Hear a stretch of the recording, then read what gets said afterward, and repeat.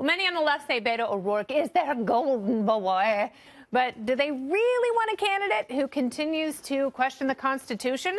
In a Washington Post interview, Beto said of it, quote, "Does this still work? Can an empire like ours, with military presence in over 170 countries around the globe, with trading relationships and security agreements in every continent, can it still be managed by the same principles that were set down 230 plus years ago?"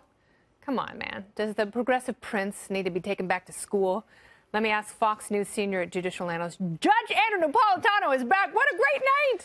So nice to be with you. Oh, it's awesome to have you. I think this might be my maiden appearance on this very exciting show. Oh, thank you, Judge. Thank you for having me. For making time tonight. At this, what for me is a crazy hour. I know. You're the busiest man I know. For you, it's the middle of the day. But you're busy because you spend your life studying the Constitution. Yes. And applying it very literally and with great respect. Someone like Beto O'Rourke, and that is buried in the second to last paragraph in this interview that he did. Right. But does Beto O'Rourke really want to trash the Constitution when someone he despises, like Donald Trump, is in office, that he sees as an authoritarian? You know, you and a couple of our colleagues have asked me to look at what he said and compare it to the Constitution we understand. The Constitution has a lot of people in government who disregard it.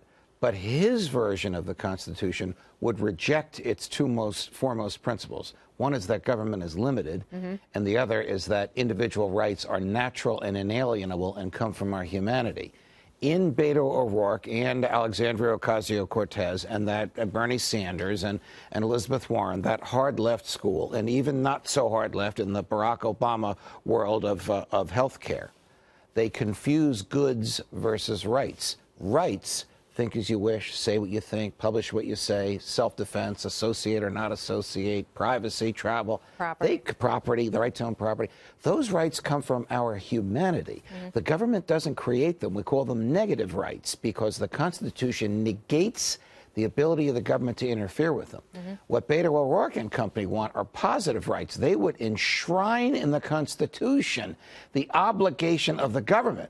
Government doesn't own anything that it hasn't taken from the taxpayers. The obligation of the government to provide goods like an education, health care, a gym membership, and broccoli. Those are not rights, those are goods. But in Beto O'Rourke's world, by calling them rights, it seems like the government should provide them.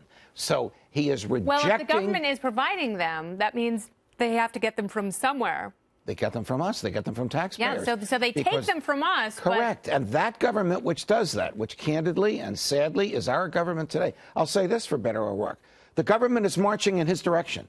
Even a government under Donald Trump, getting bigger, taxing more. In his case, they lowered rates, spending more, regulating more, giving more things away, and calling the things that it gives away, which are really goods that somebody has to pay for, rights. By calling them rights, it sounds like the government has the obligation to provide them. That's the Saul Alinsky trick that was articulated by George Orwell before Alinsky started writing, of playing with words.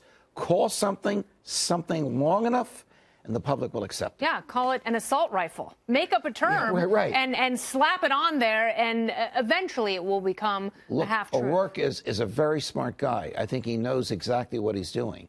And this presidential election, which you were just discussing with the panel in 2020, might be one for the ages if it's Donald Trump against a really, really hard left progressive who wants the government to take from those who work and give to those who don't. What will libertarians do in that case? I don't know what libertarians would do. You and I have, you know, some aspects, I think I can speak for both of us and for many people watching us, of the Trump presidency that we love and admire, and other aspects that are just as bad as the long march towards big government that his predecessors engaged in. Yeah. It probably will be an awful choice, like the last one was. Well, we got to keep an eye on all of it. And thank you so much for being here, Judge. What a pleasure. All the best to you, Kennedy. Thank you so much. Judge Andrew Napolitano.